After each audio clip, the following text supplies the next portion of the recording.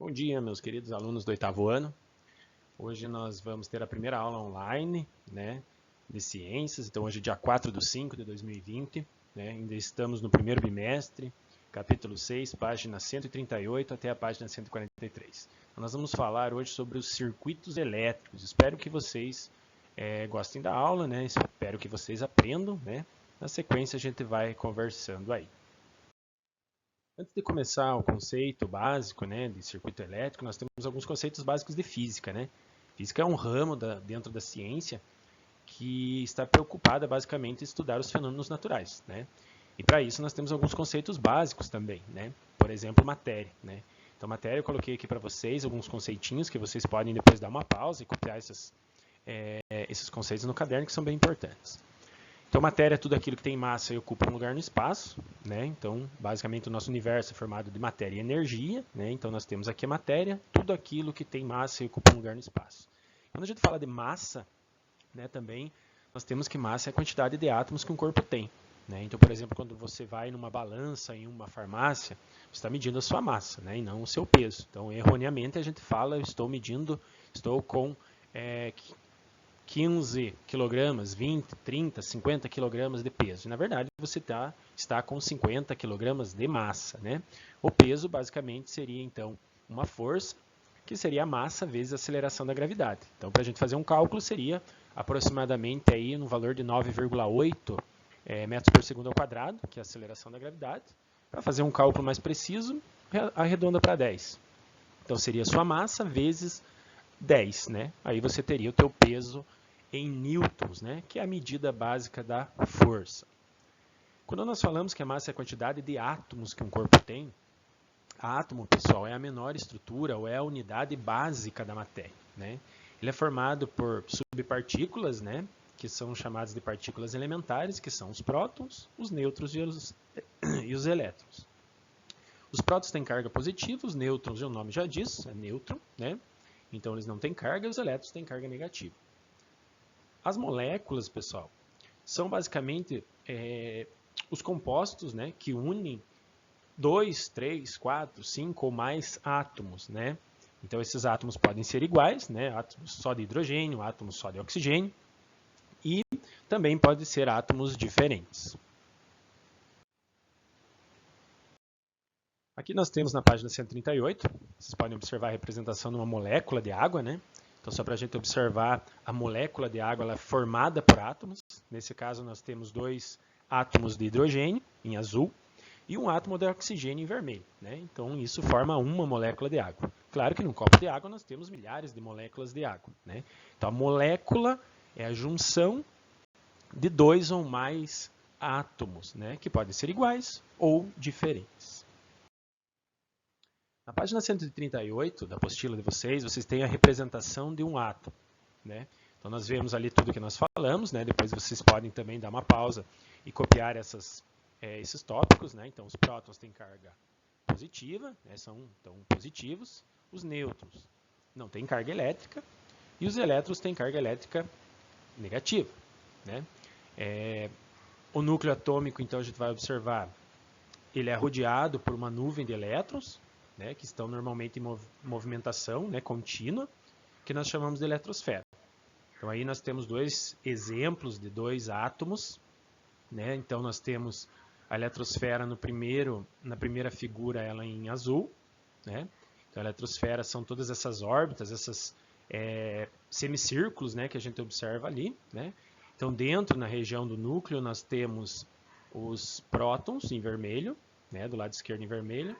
E aí em cinza nós temos os nêutrons.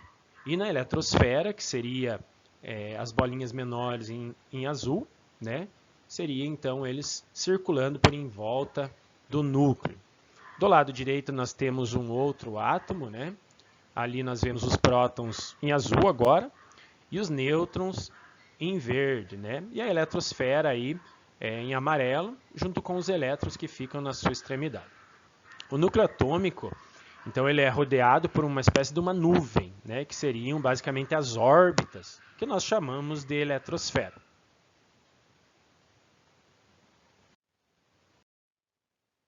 Eletrostática.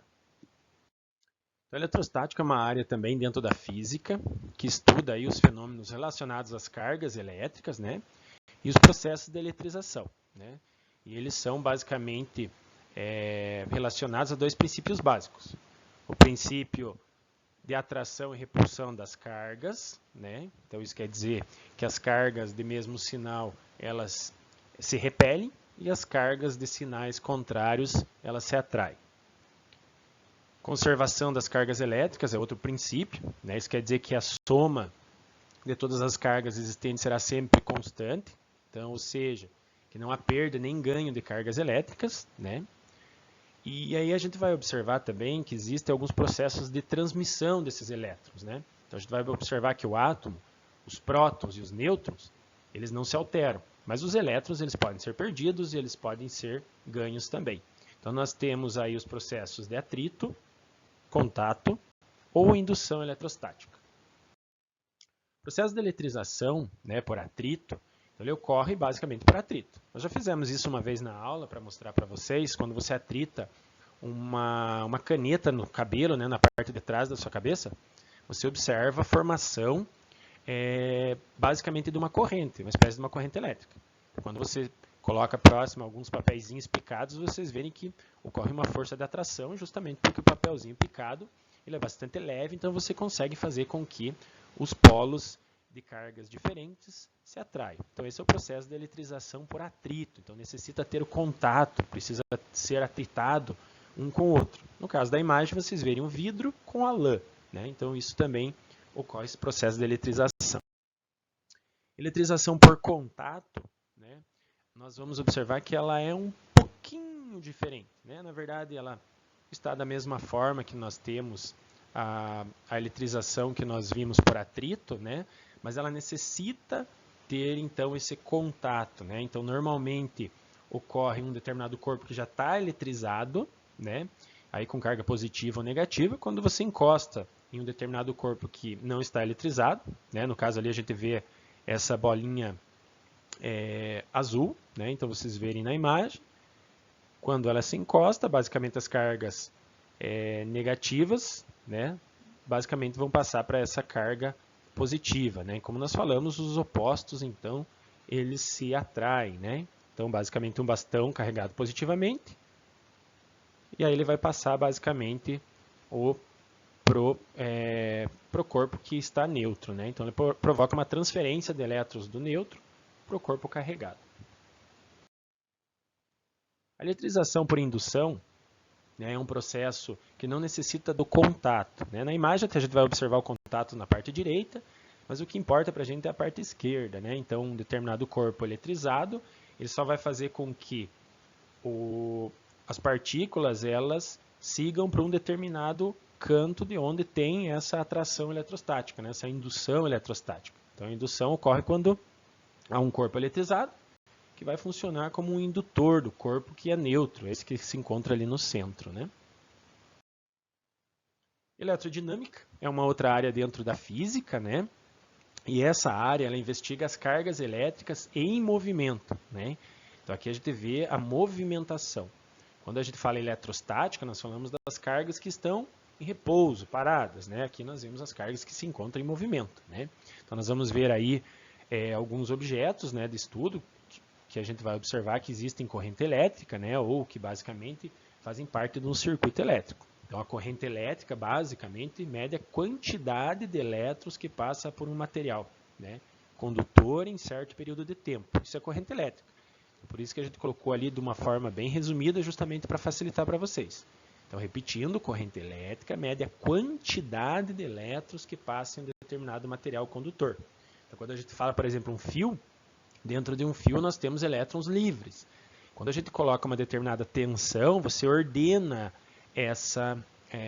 vamos dizer assim, esse fio, né? Então você vai basicamente fazer com que os elétrons se movimentem numa única direção. É por isso que a gente toma choque, né? Então a gente funciona como um fio. A gente tem eletricidade no corpo, então a gente funciona também como um condutor. Nós temos então aqui a diferença entre condutores e isolantes, né? Então, os condutores, basicamente, são aqueles que conduzem a eletricidade, conduzem os elétrons, né? Todos os tipos de metais fazem isso. Então, a gente vê ali na imagem uma pessoa lá encosta numa rede, né, num fio, e acaba tomando um choque, né? E aí a gente observa, claro, que os metais normalmente têm esse processo. O plástico, a madeira, a borracha, eles já não fazem esse processo, né? Eles não transmitem os elétrons, né? Eles não transmitem, não conduzem a corrente elétrica. Então nós chamamos de isolantes. Por isso que nós temos ali embaixo na foto as fitas isolantes, né? Elas isolam, elas não deixam com que a eletricidade passe de um meio para o outro. Tensão elétrica, né? Nós vimos que essa tensão elétrica na nossa casa, nós medimos ela em volts, né? Então, a minha casa é 110, minha casa é 220. 220 é o quê? Volts, né? Então, nós vamos ver que a tensão elétrica, basicamente, né? Ela está relacionada claro, o fio, né? Então, precisa ter um fio metálico, né? E aí os elétrons, normalmente, eles ficam livres entre esse fio. Quando se adquire uma corrente elétrica, uma tensão elétrica, basicamente eles promovem uma organização desse movimento, né? E aí todos os elétrons vão num único sentido, né? Então assim que é gerado basicamente o que nós chamamos de corrente elétrica contínua, né? Então é a quantidade de elétrons que flui pelo condutor. Então a tensão ela é medida em volts. Então quanto maior a quantidade de elétrons, maior a voltagem. Então 110, nós temos uma quantidade de 110, digamos uma medida, né, de 110 que é muito menor ou metade do que seria um 220, né? Então uma tensão seria metade do que a tensão 220. Lembrando que normalmente 110, um dos fios ele é neutro e o outro fio tem a corrente. No 220 nós temos os dois tendo corrente elétrica. Então, a corrente elétrica é o fluxo ordenado de elétrons, né? Então é medido por uma unidade denominada de ampere. Então, quando a gente observa algumas tomadas, ela tem 3 amperes ou 5 amperes, né, dependendo. Então, a corrente é o fluxo, né? Então, basicamente, é como se fosse a grossura que nós vamos observar em alguns fios, né? Então, quando o fio é um pouco mais grosso, há um fluxo maior, né? Resistência elétrica, isso é bastante interessante, que a gente vai observar que a capacidade que o corpo tem de se opor à passagem de corrente elétrica, né? Então, se opor, que nós chamamos, é resistência. Então, por exemplo, o chuveiro elétrico, né?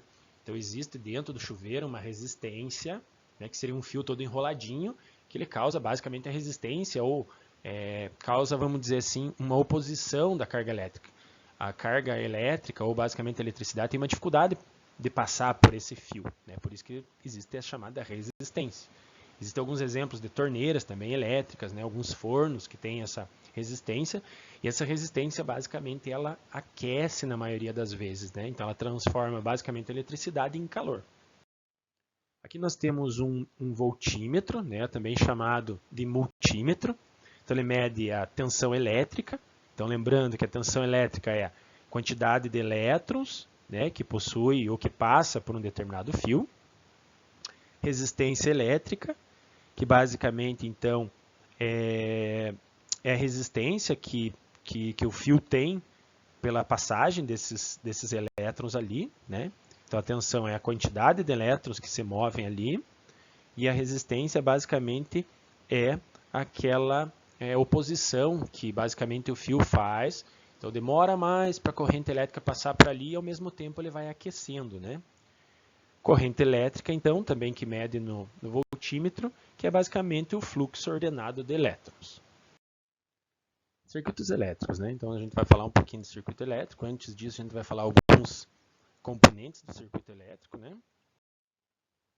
Por exemplo, aqui nós temos alguns elementos, né? Alguns componentes do circuito elétrico. O gerador elétrico, pessoal, ele basicamente é um dispositivo que ele transforma qualquer tipo de energia em energia elétrica, né? Então a gente vai observar, por exemplo, uma pilha, uma bateria, né?